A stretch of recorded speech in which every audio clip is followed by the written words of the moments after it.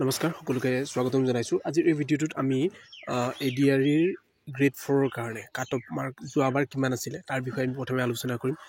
যোৱাবাৰ আমাৰ 10 পাছ আৰু 8 পাছৰ এক্সামৰ কাৰণে প্ৰথম যিটো ৰিটেন টেষ্ট আছিলে তাত কাট অফ মাৰ্ক কিমান আছিল আৰু এইবাৰ যিটো ৰিজাল্ট দিবলৈ হৈ আছে সেই এক্সামটোৰ গ্ৰেড 4ৰ মানে 10 পাছ আৰু 8 পাছ লেভেলত কাট অফ মাৰ্ক কিমানলৈকে যাব, বাঢ়িব নে কমিব, কিয় কমিব বা কিয় বাঢ়িব তাৰ বিষয়ে আমি ডিটেইলছত আলোচনা কৰিম। ভিডিঅ'টো শেষলৈকে চাব।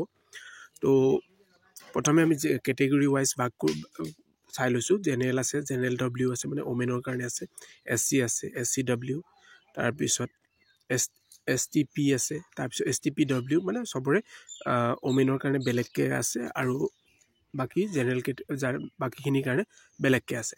তো পেপাৰ 1খন আছিলে আমাৰ ক্লাছ 10 লেভেলৰ পেপাৰ আৰু পেপাৰ যিখন 2 আছিলে, পেপাৰ 2খন আছিলে 8 পাছ কেণ্ডিডেটৰ পেপাৰ আছিলে।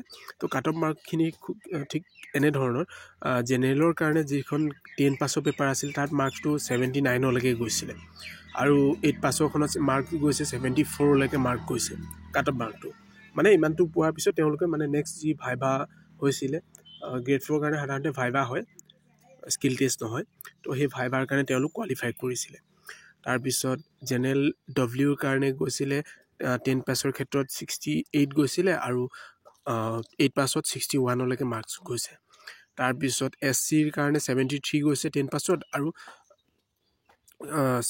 63 গৈছে 8 পাছত। তাৰপিছত SC ডব্লিউত গৈছে 64 10 পাছৰ কাৰণে আৰু 54 8 পাছৰ কাৰণে। প্ৰায় মানে পেপাৰ 1 আৰু পেপাৰ 2ৰ মাজত প্ৰায় 10ৰ পৰা 8 মাৰ্কৰ ডিফাৰেঞ্চ আছে, মানে কম গৈছে।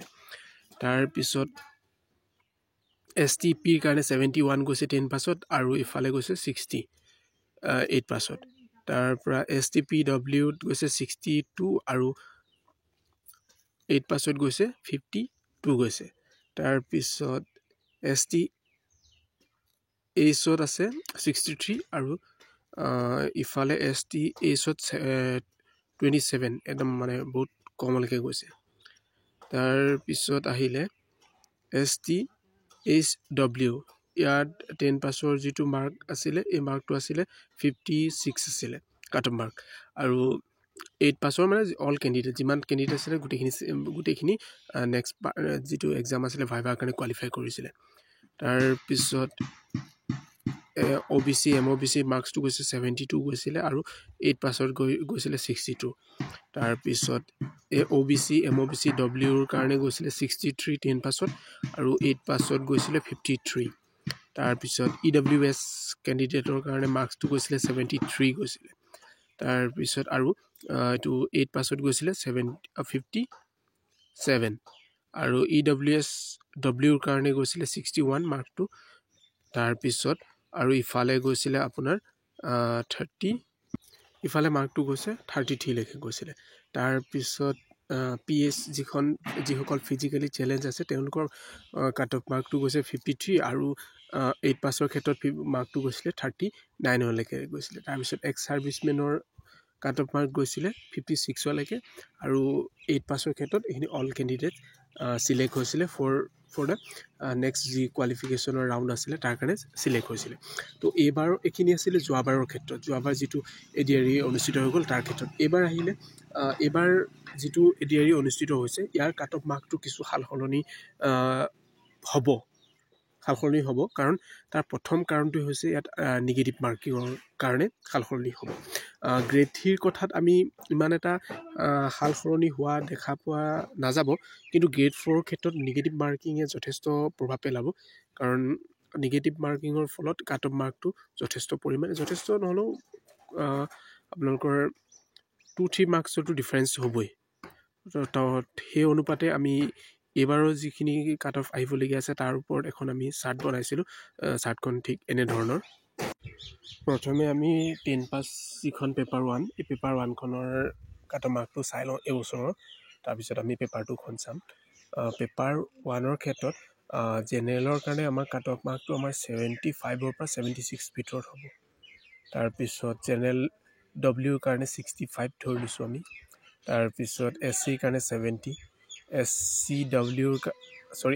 কাৰণে 70, SCWৰ কাৰণে 60, তাৰপিছত STPৰ কাৰণে 68, তাৰপিছত STWৰ কাৰণে 59 আমি ধৰিছোঁ, তাৰপিছত STHৰ কাৰণে 61, STHWৰ কাৰণে 56, তাৰপিছত OBC MOBC তেওঁলোকৰ কাট অফ মাৰ্কটো হয়তো হ'ব পাৰে 70 পৰা 71, তাৰপিছত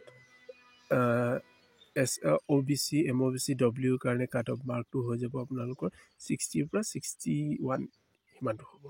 তাৰপিছত EWSৰ ক্ষেত্ৰত কাট অফ মাৰ্কটো আমাৰ 70 পৰা 73 হ'ব পাৰে, 70 পৰা। তো এইটো কাৰণে আমি হাইটোৱে ধৰিছোঁ।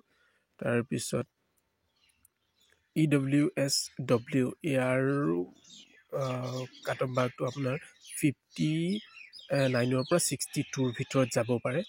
তাৰপিছত PH আছে, তেওঁলোকৰ কাট অফ মাৰ্কটো আমাৰ 48ৰ পৰা 50 হ'ব পাৰে। তাৰপিছত এক্স ছাৰ্ভিচমেনৰ ক্ষেত্ৰত 50ৰ পৰা 55 হ'ব পাৰে। এইখন হ'ল ক্লাছ 10 লেভেলৰ যিখন পেপাৰ, সেই পেপাৰখনৰ কাট অফ মাৰ্ক। এইবাৰ আহিলোঁ আমি 8 পাছৰ পেপাৰখনৰ কাট অফৰ বিষয়ে আলোচনা কৰিবলৈ। জেনেৰেলৰ ক্ষেত্ৰত এইখনৰ মাৰ্কছটো যাব পাৰে 70লৈকে, 68ৰ পৰা 70ৰ ভিতৰত যাব। জেনেৰেল ডব্লিউৰ কাৰণে ইয়াৰ মাৰ্কছটো যাব পাৰে 55ৰ পৰা আমি 59 ধৰিছোঁ। তাৰপিছত SCৰ কাৰণে এই মাৰ্কছটো হ'ব পাৰে 58ৰ পৰা 60 ভিতৰত হ'ব পাৰে। তাৰপিছত SCWৰ কাৰণে মাৰ্কছটো হ'ব পাৰে 50ৰ পৰা 53ৰ ভিতৰত। তাৰপিছত STPৰ কাৰণে কাট অফ মাৰ্কটো হ'ব পাৰে 55ৰ পৰা 57 হ'ব পাৰে, তো আমি 57 ধৰিছোঁ। তাৰপিছত STPWৰ কাৰণে এই মাৰ্কটো হ'ব পাৰে 48ৰ পৰা 50ৰ ভিতৰত হ'ব পাৰে। তাৰপিছত STHৰ ক্ষেত্ৰত এই মাৰ্কটো হ'ব পাৰে 28ৰ পৰা 30 হ'ব পাৰে। তাৰপিছত STHWৰ কাৰণে এইটো যোৱাবাৰ অল কেণ্ডিডেট আছিলে, আমি এইবাৰো ঠিক তেনেকৈ ধৰণে ধৰি লৈছোঁ যে এইবাৰো অল কেণ্ডিডেটে চিলেক্ট ৰাখিব পাৰে, বা এইটো কি হয় সেইটো পিছত গম পোৱা যাব। তাৰপিছত OBC আৰু MOBCৰ ক্ষেত্ৰত মাৰ্কছটো হ'ব পাৰে 55ৰ পৰা 57 ভিতৰত যাব পাৰে। তাৰপিছত OBC MOBC Wৰ কাৰণে মাৰ্কছটো 51, 48ৰ পৰা 51 হ'ব পাৰে। তাৰপিছত EWSৰ কাৰণে মাৰ্কছটো 55, 53 to 55 হ'ব পাৰে। তাৰপিছত EWSWৰ কাৰণে এই মাৰ্কটো আপোনাৰ 30ৰ পৰা 35 হ'ব পাৰে, বা যোৱাবাৰ 33লৈকে গৈছিলে, এবাৰ আমি ধৰি লৈছোঁ 35ও হ'ব পাৰে।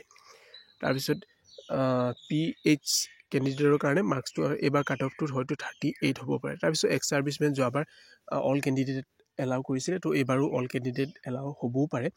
তো সেইটো ঠিক আমি তাৰ বিষয়ে চোৱা নাই আৰু কিমান যাব পাৰে, সেইটো পিছতহে গম পোৱা যাব।